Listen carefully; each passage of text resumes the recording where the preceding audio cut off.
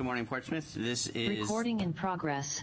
the November 2nd, 2023 Parking, Traffic, and Safety meeting. Would you please call the roll? Mary Lou McElwain. Here. Steve Pesci. Here. Mark Siracusa. Erica Wygonick. Here. Deputy Police Chief Mike Maloney. Here. Fire Chief Bill McQuillan. Public Works Director Peter Rice. Here. Stephanie Casella, Planning Department. Here. Dave Allen. Here. Chairman Andrew Bagley. Here. Thank you. And could we have the financial report? Sure.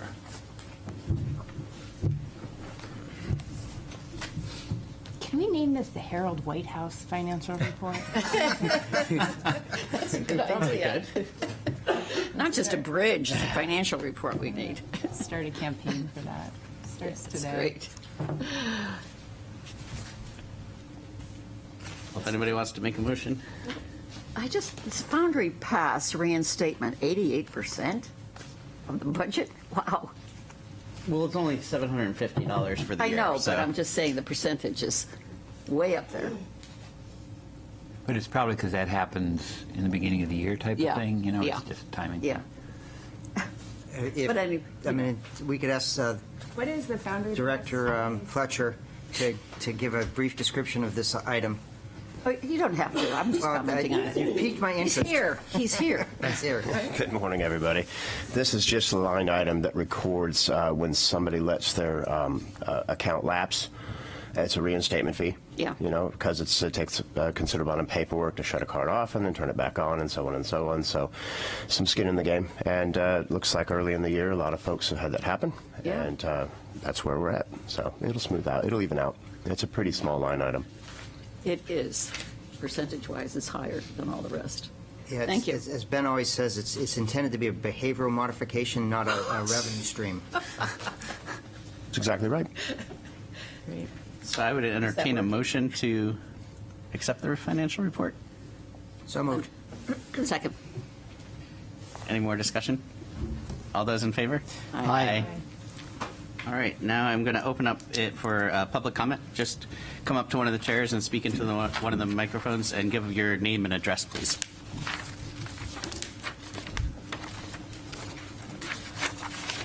Good morning, everyone. Is that close enough? Thanks, so. Good morning, everyone. My name is Jane Mitchell. I live at 175 Hillside Drive here in Portsmouth. I'm here on behalf of the Hillside residents.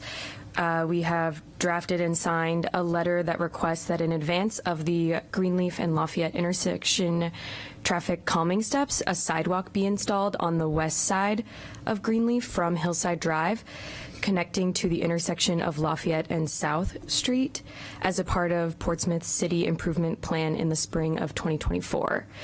Our letter has more details in it that you can see, but I did want to highlight that we had 33 of the 36 houses sign in favor of the sidewalk, which is 92% consensus in the neighborhood. Great. Thank you, Jane. Mr. Chairman, if I may, that's a great request. The capital improvements plan resident request process has been closed for this year. However, we will take that into consideration as we're planning sidewalk stuff. But in terms of being able to incorporate it into this year's CIP, you kind of missed that deadline. But we are aware of the challenges out in that area, and that is a logical request for the area. So we will make sure we note that. Thank you. Thank you, Mr. Chairman. Yep.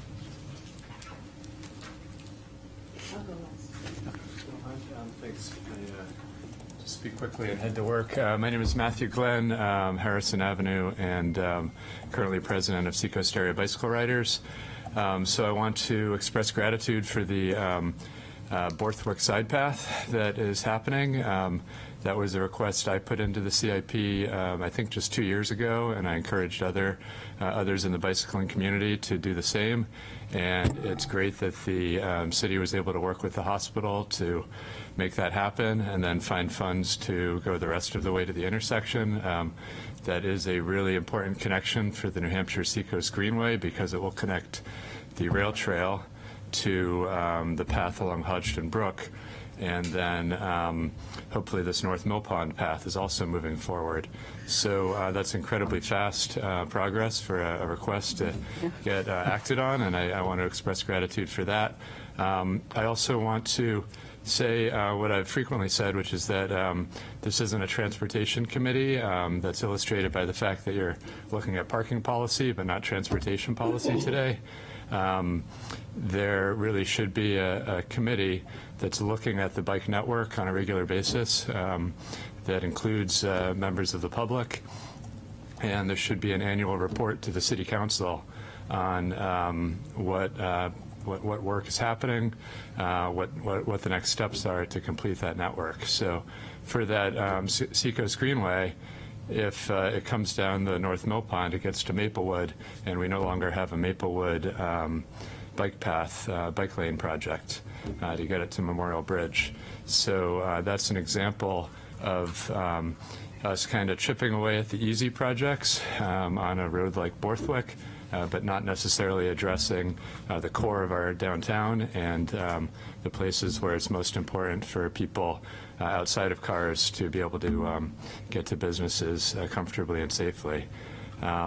So thank you for the work that you do, and I hope that we can look at transportation in a more holistic way. I'll also bring up that the Complete Streets policy, which I see referenced very briefly in your parking report that you'll look at today. That policy includes a requirement that the planning department report annually to the City Council on progress. So it would be great to see that. Thank you so much. Thank you, Matt.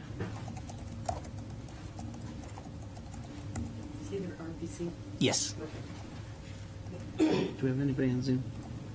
Yeah. Okay. Hi, good morning, everyone. Kelly Shaw, Banfield Road. Don't laugh. A quick thing before I get started. The dump trucks on Banfield for the rail trail, can they go off of 33 now? Because it's constant. I mean, they even have a, my words escape me, but they have to drive all the way down towards 33 now. Can't they go in on 33 to continue on the rail trail efforts? Because what they've completed's been completed between Ocean and Banfield for now. There isn't really an easy access Other than Banfield? other than that section of Banfield. Okay. Even on the opposite end? Potentially they could be coming in off of Barbary Lane. Are there houses there? Yeah. I don't want to distress them either.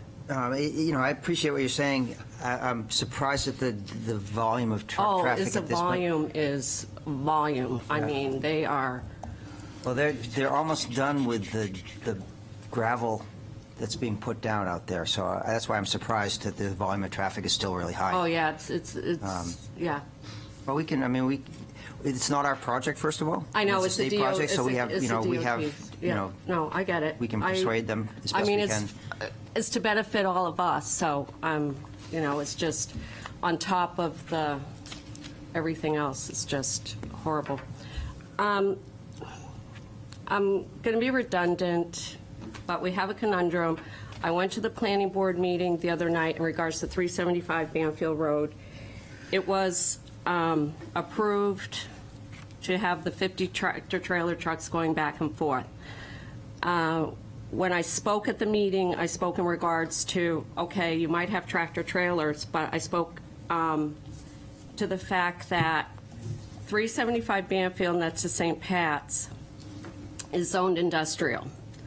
From Heritage to Ocean is zoned rural. I hate saying that word, and single-family residences. So that in itself is conundrum. And we also have truck traffic is prohibited. I understand they're going to have a spot on Banfield Road. However, they're in the industrial end, and they're practically the only business other than Crotos and Ecker and what's the other one? That's right there, the welding. that are over down at that end. And so I requested that there be right-hand turn only. Again, I don't know how the tractor trailers are going to do a right-hand turn only with that big hill right there next to St. Pat's, and the safety of the children there, or the vehicles, to go right and then go either across from Beverly Hill to Marona, or take a right up to Beverly Hill and get on Route 1. And then go 95 to that way. That's the traffic path everyone on Heritage and Constitution should be going anyway for all the box trucks, because again, trucks and box trucks and tractor trailer trucks are over 12 feet in length in the city ordinance, are not allowed on this road, on Banfield Road. Also, they said in the planning board meeting that they were going to do a traffic study, because they never did a study for Marona or Beverly Hill Road. And they said that the people putting in the place would have to go back to the DPW to get approved. I did speak with Erica in regards to this, but who knows who's following through on this? And I wanted to get ahead of the game to see if we can get, the guy wants to be a good neighbor, to see what we can do just to make that a right-hand turn only on there, and then and to see if we can work that way. Also on Ocean Road, I've been speaking with the folks at the DOT, because they own Ocean Road. Well, not own it, but they're responsible for Ocean Road. Again, I spoke to Eric. I've spoke to the folks at the DOT.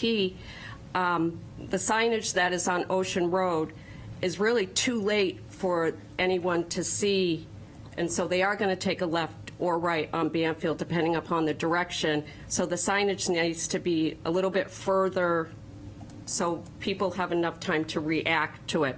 Also, the trees are in the way, so you can't see the signage. I was told a couple of Thursdays ago that they would be out there and take a look, and I haven't heard anything back from them as well.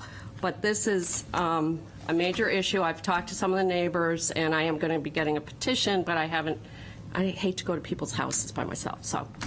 But I'm going to see if someone will go with me, because the neighbors that I've spoken with the past week are just tired of the tractor trailers zipping down the road and the box trucks, and I want to see if we can't get something so that there's better signage on Heritage and Constitution, so that they have to take a right-hand turn only and go up to Route 1 and exit the industrial park that way, because again, my end of Banfield Road is rural, and they shouldn't be cutting through on a rural road. The other side is industrial, so the zoning is kind of wishy-washy, and I would like to see if we can affect some even more change. Even though we've had a lot of change for the better, I would like to see more change in order to benefit the quiet enjoyment of our neighborhood, because it's like Panaway Manor now. All right, thank you, Kelly. And Thanks. Just, I know you know this, but we can control potentially some of the signage, but the zoning and all that happens not in I this committee. understand that. I just wanted, because it ties into the planning board, and I don't have, you don't have control over it, but I just wanted you to know that. Yeah, I think we I'm gonna do understand other your things. requests. Yeah. So we'll Okay, we'll thank see. you very We'll much. look into it, do Thanks. anything if we can. And then, there's nobody on Zoom? All right, with that, I'll close the public comment, and then Mary Lou? Yes, Mr. Chair, can I make a motion to bring up under informational a Hillside Drive update? Second. All in favor? Aye. Eric, would you give us the? Is that right now? Yes, please. Sure. So as far as the update on Hillside Drive, we have installed a speed feedback sign that tells drivers how fast they're going when they're coming down Greenleaf from Lafayette. We also put in a yellow diamond-shaped pedestrian warning sign there at the same location.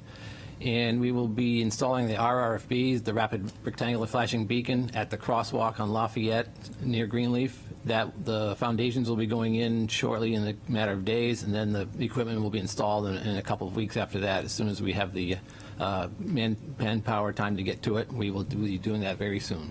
So those three items have been done. We did go to the Trees and Greenery to request the removal of a tree that limits sight lines at the intersection of Hillside and Greenleaf, but there was not a consensus by the neighborhood to have that tree removed, so it's remaining in place for at least 90 days.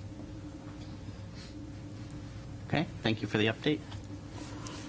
And next we have presentations. So today we have the proposed changes to the 2012 parking principles by Andy Heel of Desmond Group.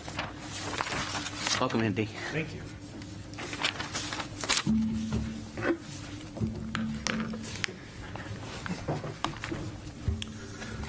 For the record, my name is Andrew Hill. I'm the Director of Consulting Services for Desmond Design Management.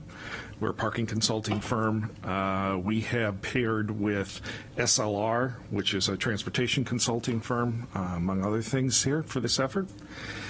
We were engaged by the city to do a comprehensive parking study, and we're about midway through that. And part of the work that we've been doing is taking a look at the 2012 parking principles and proposing some updates to them to incorporate additional best practices, better clarify the intent. And I'm going to try and walk you through this today. I am assuming that everybody on this committee is familiar with the 2012 parking principles. If you're not, or you would like a refresher, I brought copies with me. I also have copies of the 2023 proposed parking principles, so I will make those available to folks. We can go to the first slide. Just as a little bit of history, the original parking principles were born out of three different bodies of work. There was a parking study that was initiated in October of 2011, executed by Nelson Nygaard Associates, which was a basic parking supply and demand analysis of the downtown area. And that final report was issued in January of 2012. Shortly thereafter, John Burke, who's an independent consultant but had been the director of parking and I think public works here in the city of Portsmouth at one time, was drafted to come in and synthesize the information that had been that had come out of the parking supply demand analysis and start to recommend some strategies for the city to move forward to address the issues that were outlined in the January final report. This additional information was incorporated or adopted into the Blue Ribbon Committee on Transportation Policy, which covered a number of different areas. That was issued in May of 2012. There were four major deliverables that came out of that report. One of them was a recommended policy in complete streets. Two were action plans for promoting biking and walking in communities. And the last one was the guiding principles for the central business districts, which was adopted by City Council, I believe, in March of that year. Can we go to the next slide, please? So at the risk of being remedial, based on some of the conversations that we've had as we've worked through this with the parking utilization advisory group, which we're still debating whether that's shortened to POG or POG. As we've gone through and talked about this, we've had to be very careful about defining the difference between principles, policies, programs, and procedures.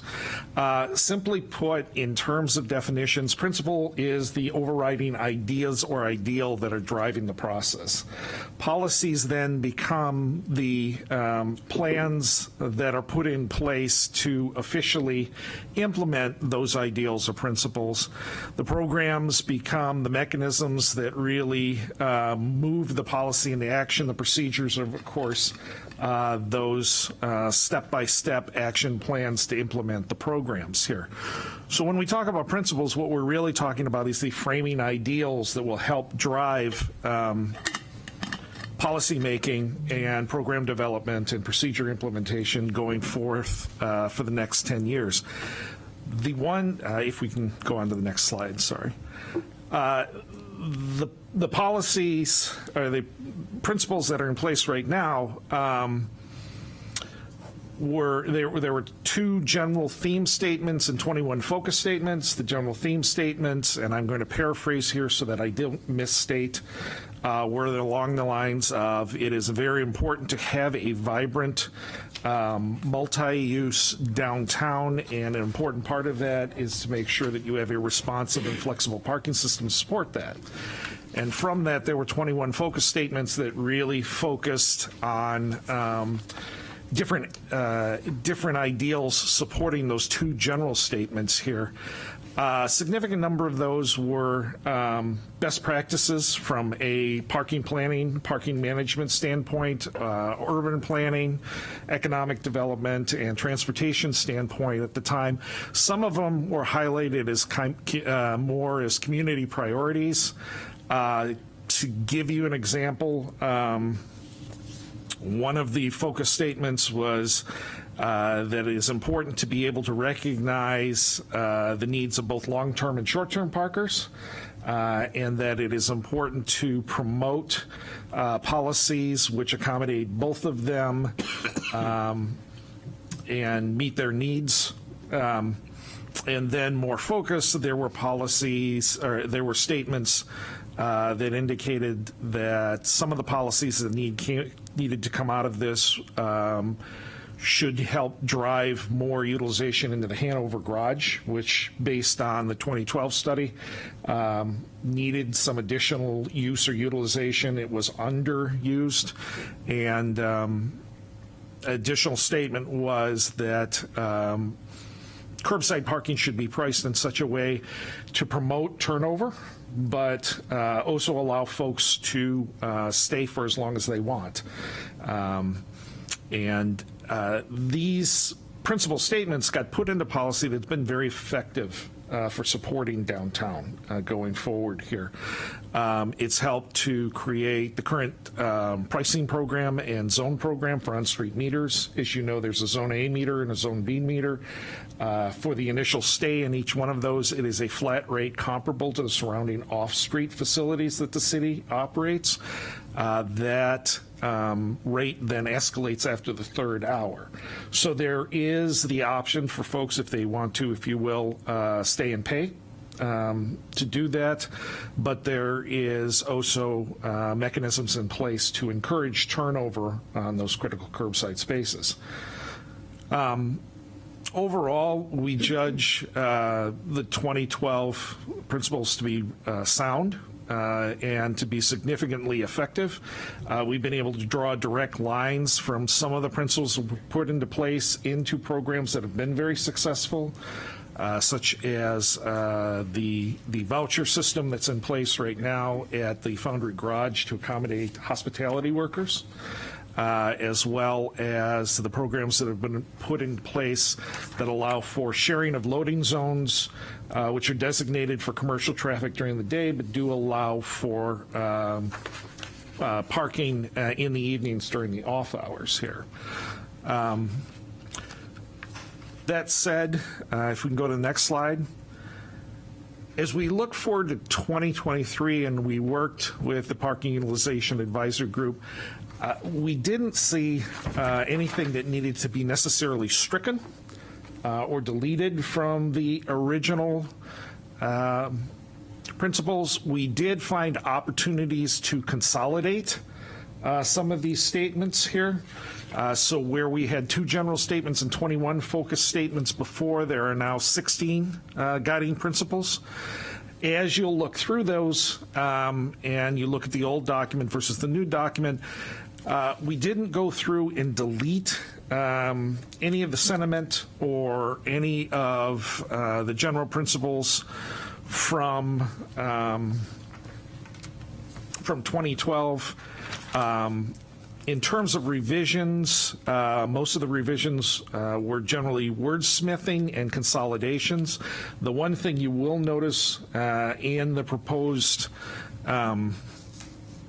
principles is that there is an increased focus on trying to promote multimodality in the downtown and sustainable modes of transportation as a supplement or a alternative to single occupant vehicle commuting and driving.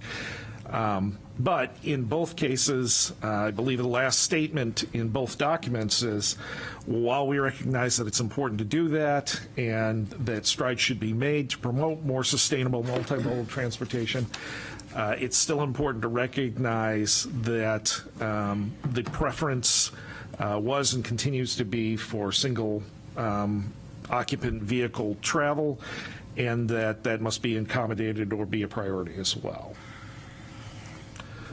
I was told to keep this short and succinct. I'm more than happy to walk you through all 16, but I'm sure that you have other things on your plate. Thank you, Andy. I'll open it up for questions. Mr. Chairman, if I could, before you, so the intent of this presentation is to kind of give you the opportunity to kind of set the stage. We'll be having a public meeting on the 15th to gather additional public input. So with that input plus your input, we'll be bringing back a finalized copy of this for vote in December. So the hope is to be able to do that, and then we can bring that to the new council in the spring, and kind of accept that as a part of guidelines to help establish the the ordinances and other things. So we're not driving you to make any decisions right now. This is really an opportunity to just start thinking about it. But we would like over the next month to be able to finalize this report. There's a lot of work went into this with the advisory group, which included the planning board director, the chairman, as well as Steve, as well as some representation from downtown and resident. So we feel we got a decent look at it, and I just want to make sure everybody understands the process, what the expectations are today, and then what we're looking at a month from now. Thank you, Peter. And I'll just to piggyback off of what he said. So these are the principles. So they don't actually change anything if they're approved. What they do is change how we look to approve projects in the future, so to speak. Erica? Our new business item talks about these proposed changes and includes a sample motion, but you're saying you don't want that? Correct. We don't need, at this point, it was probably erroneous to have that put in there and just... Are you expecting changes between now and December? I'm expecting input. I'm not sure whether that'll lead to changes, but I want to, we're hoping to be able to we don't want people to feel like we just jammed this through and tried to, we want to make sure it's understood, because these are really important principles. The past principles have served us very well. As folks know, the parking division contributes a lot to the city. Most of the services provided downtown are paid for by the parking division. An additional $2.5 million goes directly to the general fund, which offsets people's taxes in the tune of $340 per average tax bill. So these are significant benefits. They've served the city well, and we just want to make sure the next 10 years are served as well. We don't want to necessarily, we don't see a huge change, but we want to make sure we're not missing things. Are you opposed to a motion today? If the committee feels they're comfortable, that's their, I guess I think we're having a public input meeting, so I wouldn't want to approve them before we have the public input, Okay. because we That might was get my some good question. ideas out of that. So I think it would be best to table the motion till a future meeting. Motion, we don't have to table. Or, yeah, not to make the motion. Okay, great. Steve, and then Mary Lou. I just want to state that serving on the committee that reviewed these, Andy and the consultant team have worked with us and really finely word crafted the new principles. A lot of thought went into the language, so I hope when we get to the public hearing, people find the principles to be solid. We made some progress, reducing from 21 to 16 principles, so that's good. It's a little more concise. So I look forward to the public meeting, and I hope that we have more comment and input to get us to a motion in future meeting. All right, and Mary Lou, and just to clarify, it's a working group, not a committee for technical reasons. Thank you. Yes, this is great. Really a good revision. I just had a couple of comments on number 4. I think that the private lots that came into being maybe 9 years ago, have really impacted downtown parking. They're expensive. People complain about the cost. And it's really, it used to be easy to pull into a bank parking lot and nobody said anything. There might be one bank parking lot that let you park to go to the music hall or whatever. But I think that just a comment on that's really impacted. And I'd like to see that pulled back a little bit if that's possible. Number 7, the availability or the short-term parkers. I talked with Ben about this because I've had many comments from people saying that the metered spaces the meters are being eliminated. The coin meters are being eliminated. So you have to use the kiosk at a minimum of $1.50. And people are complaining about that. They want to put 50 cents in and run into River Run and pick up a book. All kiosks take coins. What's that? All kiosks take coins. All kiosks take coins? Yes. I didn't see that. I was looking around town. I didn't see that. Okay, well, that's good to know. But what's the minimum? Because 15 minutes. that's not what it says. Oh, if you use a credit card, Correct. It's a minimum. Okay. All right. Clarify that. And remote parking. We used to be able to use the community church out on Market. That's no longer, but I think that to looking at remote parking. That's it. Okay. Thank you. Thank you, Mary. Mr. Chairman, if I Yes. could, this is a great example of application of a principle versus the principles themselves. The challenge when dealing with private property is that there are liabilities associated with people just parking in their lots. And the Nelson Nygaard report, one of the big comments they had in terms of what we were doing is we weren't unlocking those available spaces. And in order to do that, that was one of the big pushes of that report, because it was, do we build a new garage or do we release all those extra things? So part of the efforts that went into implementing those recommendations were to discuss with private property owners mechanisms and means to do that. And the company that filled that niche started out in different roles, but it's telling that people are willing to pay the amount that they do, because it shows you the demand. So where I used to do the same thing, and it was nice to be able to pop in and get some free parking. The reality is there's a huge value to parking, and private property owners should not be expected to be providing that without compensation. If I may, I'd like to offer some additional insight on this particular item, only because I've been building the presentation for the public forum and addresses this specifically here. Two of the principles from 2012 were to make sure that the city was finding ways to address the perfect storm of parking demand on Friday and Saturday nights.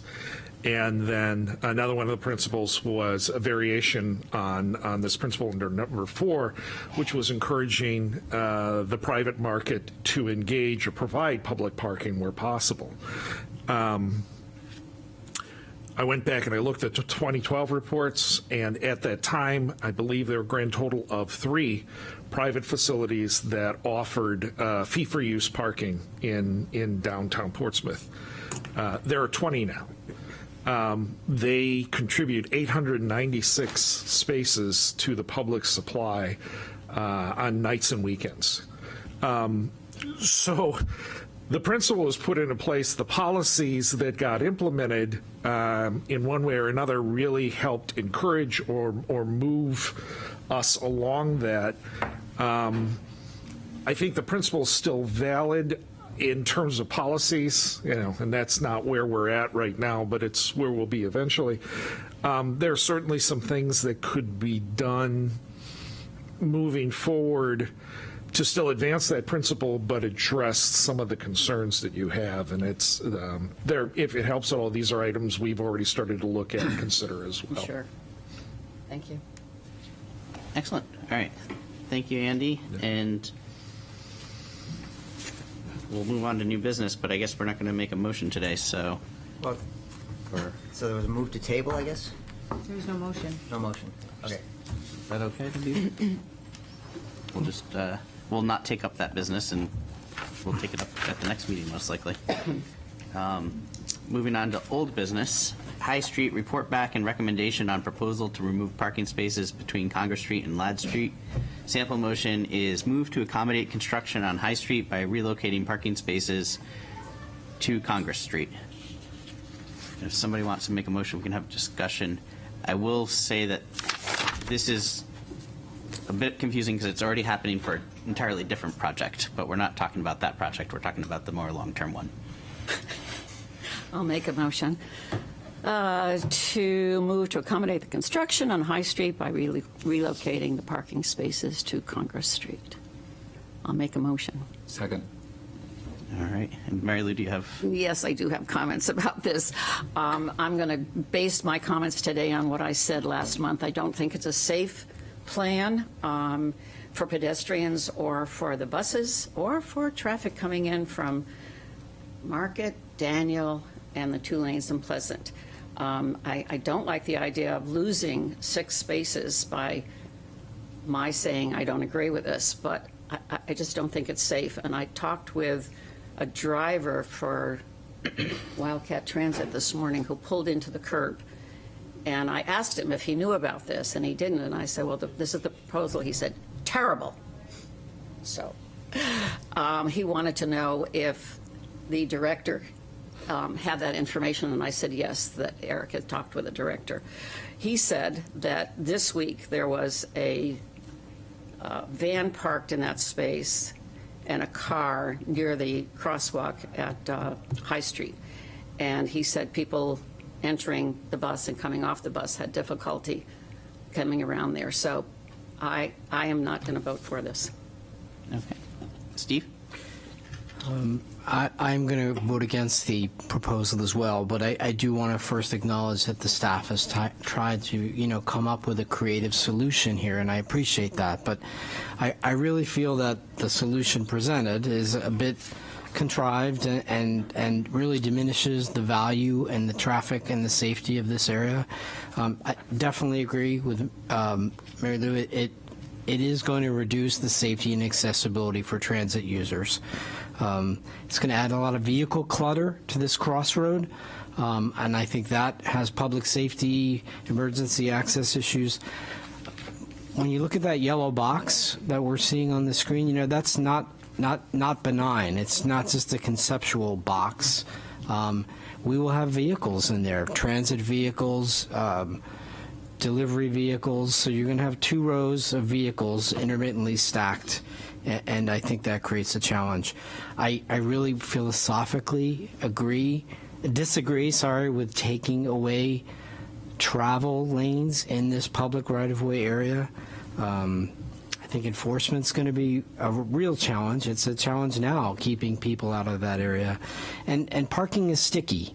Once you put parking spaces in there, regardless of what transpires over the next 6 months or years, or as we move into redesign of Market Square, there's going to be we had parking there, we should keep it. And I just will close by saying, this is an iconic crossroads center point of our city.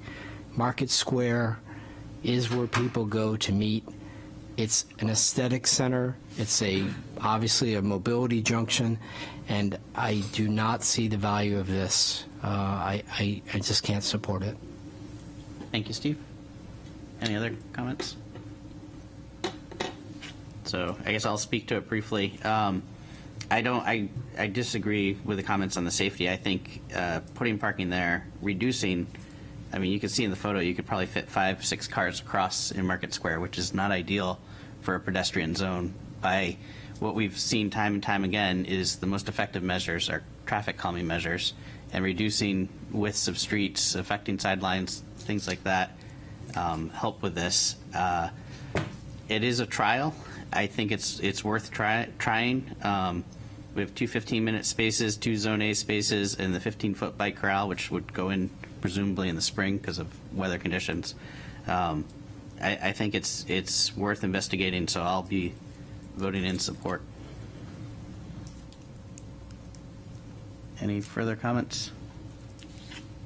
With that, I guess I'll ask for a roll call vote. And this would be a yes vote would be to accommodate the parking in this area. To approve? To approve parking, just so everybody's clear. Okay. Mary Lou McElwain, No. Steve Pesci, No. Erica Wygonick, No. Deputy Police Chief Mike Maloney, Yes. Public Works Director Peter Rice, Yes. Stephanie Casella, Planning Department, Yes. Dave Allen, Yes. Chairman Andrew Bagley. Yes. Okay. So, is that 5 to 3? 5 to 3, yep. I need another cup of coffee. All Counting is right. hard. And that is a temporary thing, so we'll see if the council approves it. It'll happen for a while, and then we'll see what happens. Moving on to informational items, we've already had the Hillside Drive update. So next, if we could get the deputy chief to give us the police monthly accident report. Sure. Thank you, Mr. Chairman. We had a nice decrease in overall crashes in the month of September at 63, and 41 of those 63 were reportable crashes. And we had one collision between a motor vehicle and a bicyclist. That was at the intersection of Memorial Bridge and Daniel Street. Minor injuries on the bicyclist side of things. That's that. All right, thank you, Chief. Any comments? I'll just the Halloween parade was this weekend, and I just want to applaud your department. I know they do a great job at special events and parades like that, keeping everybody safe. Appreciate it. The hard work is appreciated. I'll add on to that, to both DPW and the police department made it very safe feeling. It was really a wonderful event, and from start to finish, everything was really done well by DPW and the police department, so we thank you. You're welcome. And moving on to C, Bartlett Street and Woodbury Avenue traffic calming public meeting, November 8th, 6:30 p.m. at New Franklin School. Yes, Mr. Chairman, this will be a combined meeting on both traffic calming projects that were trialed this past year, both the speed cushions on Woodbury Avenue and the mini roundabout at the intersection of Bartlett and Thornton. So this is to gather more public comment, input, and feedback on the trials, and before we go forward and make it final.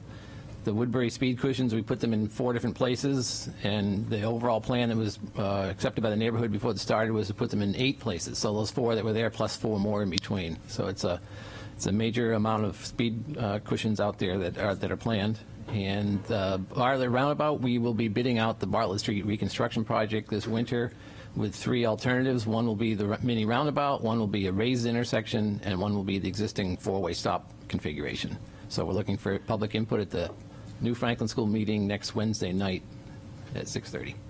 Excellent, thank you. And we have a lot of informational items today. D, DOT 10-year plan projects.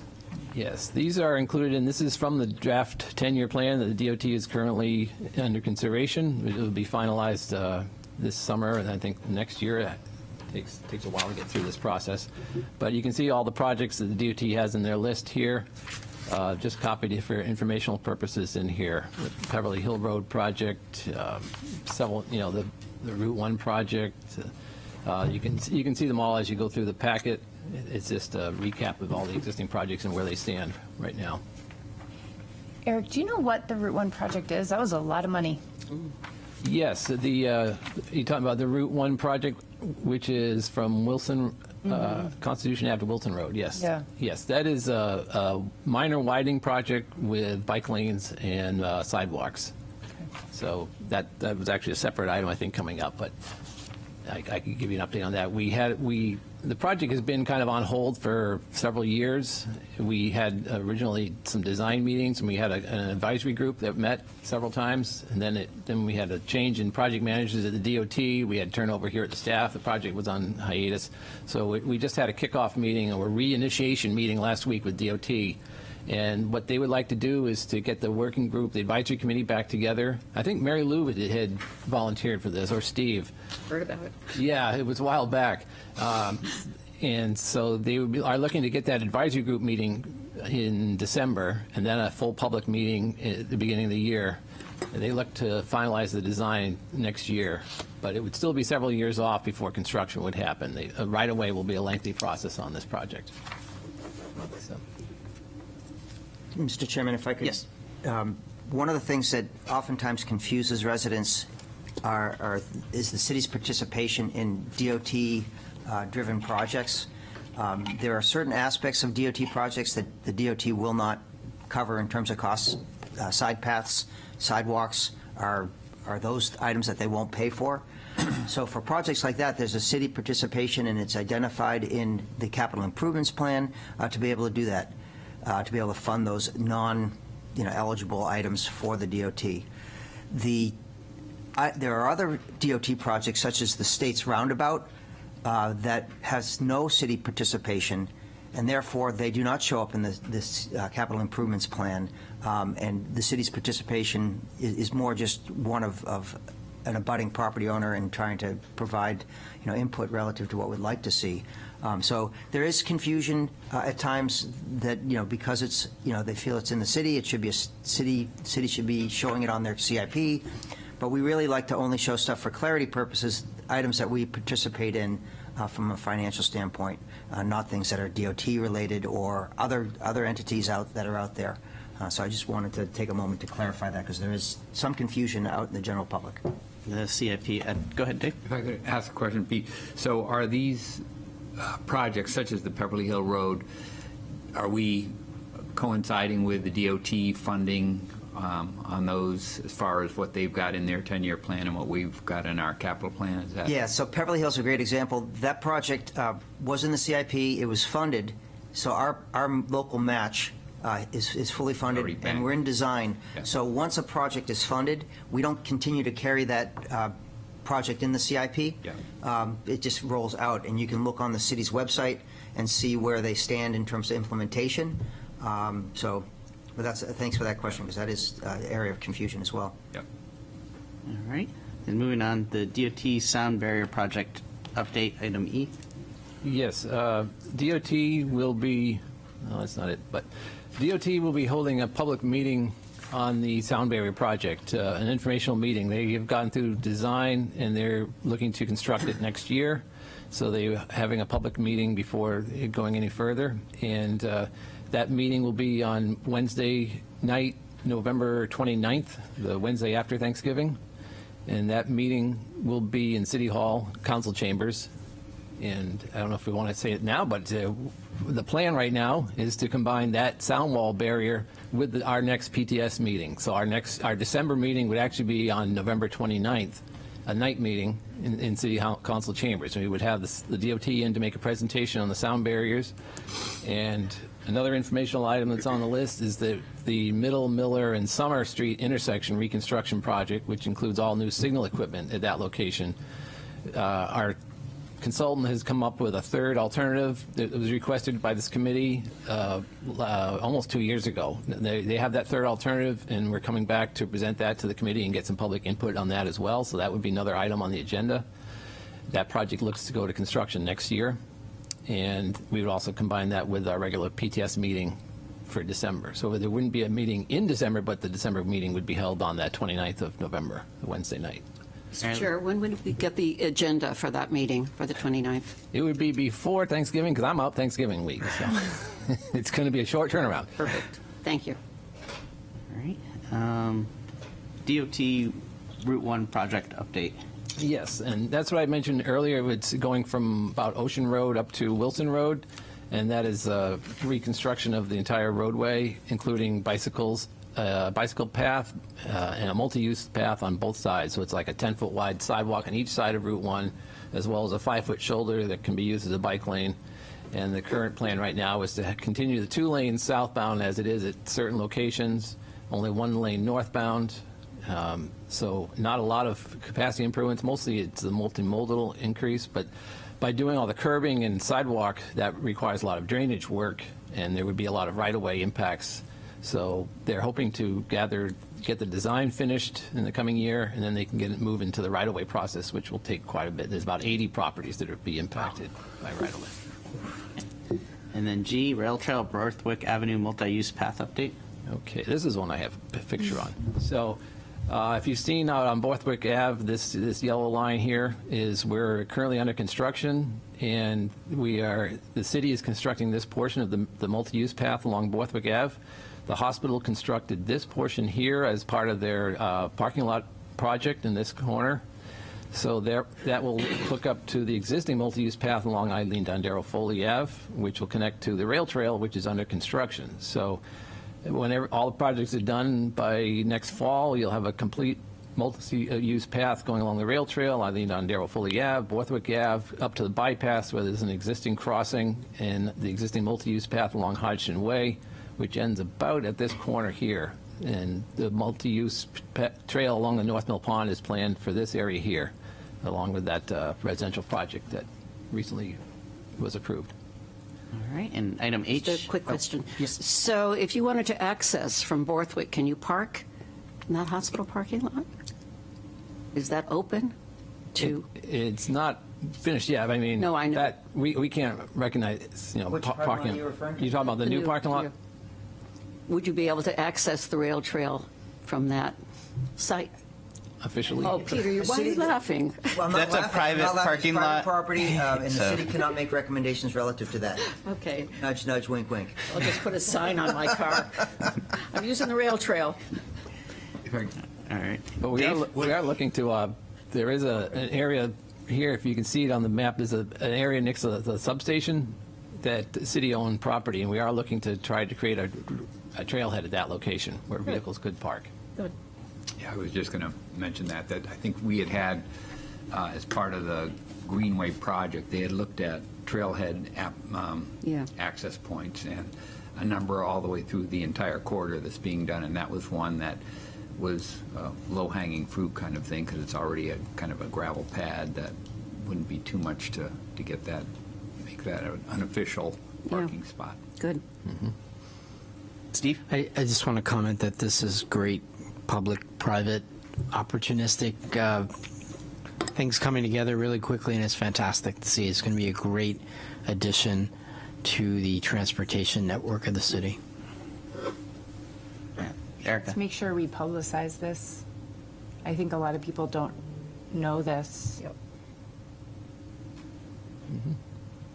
I think this is a great opportunity. I agree. So this is the first part of Twitter and- because so many people watch this committee. I know, this is like It's just like breaking huge news. number of hits. Yes, especially this late into the meeting.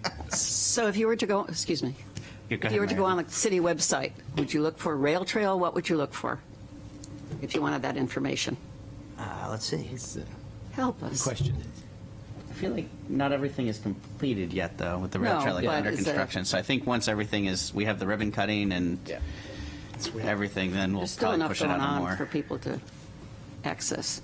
If you go in and type in rail trail, Yeah. it will pop up out of the planning department section. But so just type in rail trail. Okay. Good. Yeah, the rail corridor, rail trail that the state is working on, that's Yeah. officially will be October of next year for finishing up. They're working fast, though. Yeah, they've got the base down, but the finished course will not be installed until next year. So it's kind of tough to bike on right now. It's a good walking path right now. Officially, it's a great closed. area. It's not Officially, bad. It's closed. not bad to ride on. Not that I do that. Hypothetically. All right, moving on before we get in trouble to H, handicap parking space at 125 Islington Street. Yes. So this issue came up. I don't know, Ben, if you want to talk to this, it's parking space. It's a handicapped space. It's been there for several years, and the sign came down. Although it was still marked on the ground as a handicapped space, but the sign was missing. And so there was some confusion with this. And I don't know, Ben, you want to fill them in? Sure. We had received a call from a local business in the area basically requesting that we turn that space into a normal parking space. It had originally been put there for, I think, Rizzo attorney. But what we noticed was that we had an awful lot of usage of ADA credentialed vehicles in that space. It does have a close proximity to the Keefe House and I believe the Foreign Legion, or American Legion, sorry. Warren Legion. So some kind of a legion. Anyway, we decided that it's best to go ahead and keep that space. So we've arranged to dig safe to permanently replace the sign that was removed at some point. That wasn't a city-ordered removal.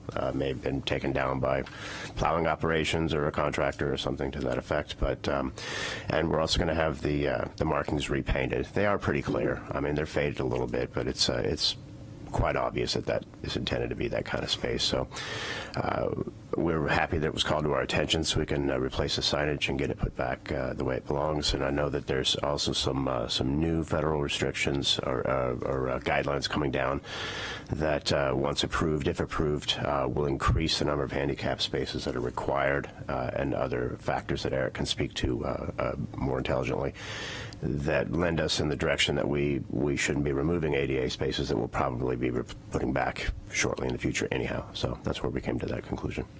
Thank you, Ben. I'll take this time to thank you. For the first time, we had the ADA spaces at the Halloween parade. Yeah. And when I checked about a half hour before the parade started, 9 of the 16 spaces were filled with properly placard cards. So Cool. Parking Department's doing great work making the city more accessible. Great.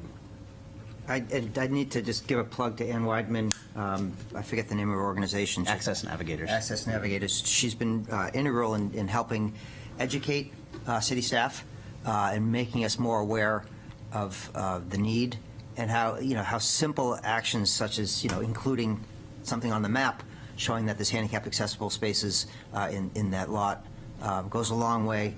And it's simple, and we as a department are happy to work with a partner that instead of just hammering us about what bad things we're doing, giving us opportunities to succeed. So it's greatly appreciated. Agreed. Good. All right. And then with that, we'll move on to miscellaneous. Steve? I have a tangential to the DOT-funded sound wall project that is proceeding. Several years ago, we had a site walk with DOT over at New Franklin School about sound walls for the North Mill Pond Creek neighborhood.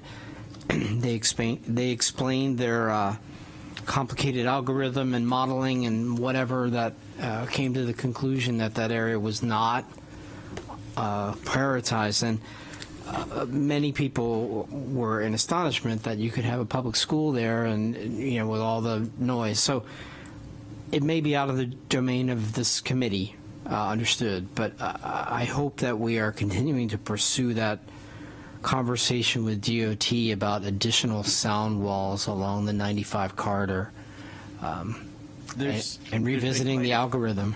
Maybe Peter could speak to this better than I, but there's been, after that decision was made, we went back aggressively to say, we think this is wrong.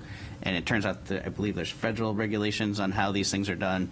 The DOT's hands are tied, and the city even said, what if we paid for the sound walls? Can we put them on your property? And because that would be unfair to other communities that couldn't afford to do so, that was denied as well. Then we investigated doing it on the city land, but where the city land is, it wouldn't be feasible to put sound walls because of the pitch of the ground or something of that nature. We actually had a sound acoustics engineer go out and do an independent evaluation to determine if we could go ahead and put our own sound barriers up on city property. And his recommendation was to not pursue it because it really wouldn't, it would be a 50-foot high wall, and it really would not improve the situation. That it's better to spend the money on noise attenuation materials in the walls and the windows, and that it really was not something that would be worthwhile pursuing. So I believe, is that online?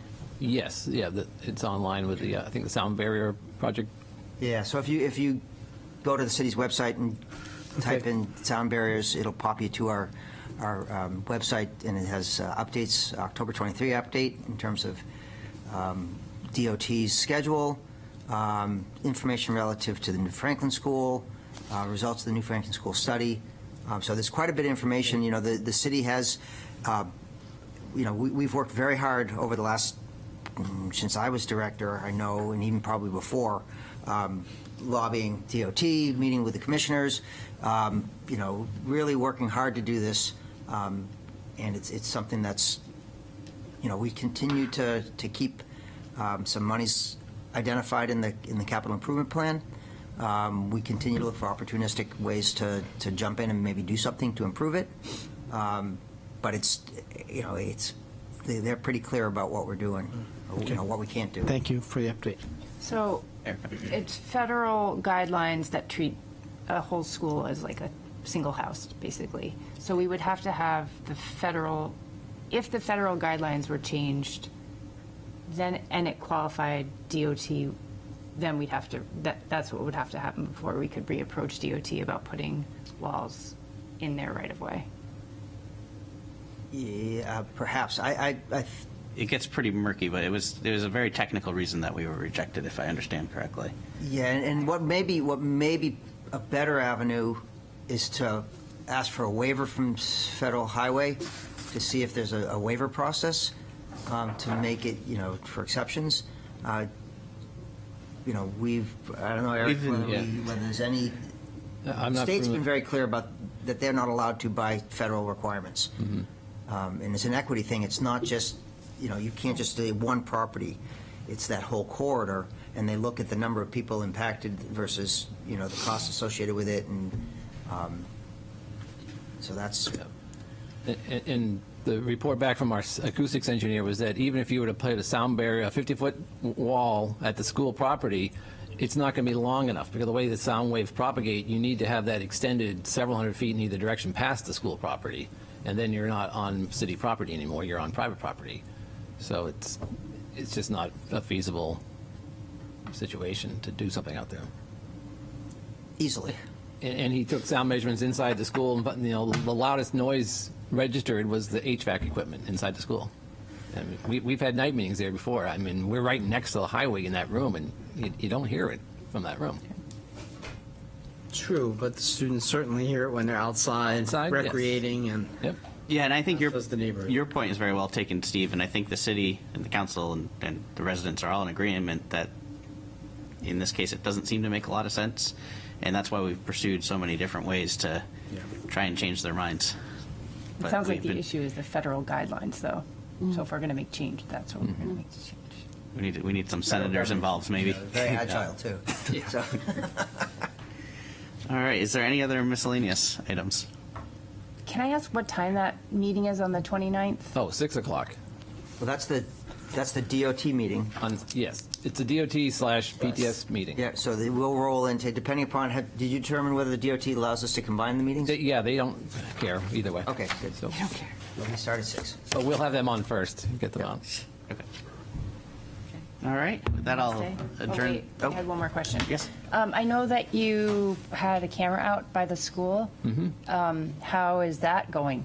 Yes, we've got some data. I could share that with you if you want to see afterwards. Or how many kids are riding bikes and walking, and who's using the sidewalks and the street and things like that. So, Awesome. yeah, I'll happily talk to you after. yes. Thank you. And just Really? quick, the scooter issue, the electric scooter issue. I keep talking about Yes. it, but, I know we won't see them on the sidewalks coming snow and ice, but for next year, I'd like to get that working Yeah, somehow. Okay? yeah. I mean, yeah. Just a plug. Yep, yep. Because bicycles are already excluded from sidewalks by state law. So Yeah. I would. But they're not as fast as these electric scooters are. All right. Thanks. With that, not seeing any more hands, I will adjourn the meeting. Thank you, everyone. Thank you, Thank you. Portsmouth. See you.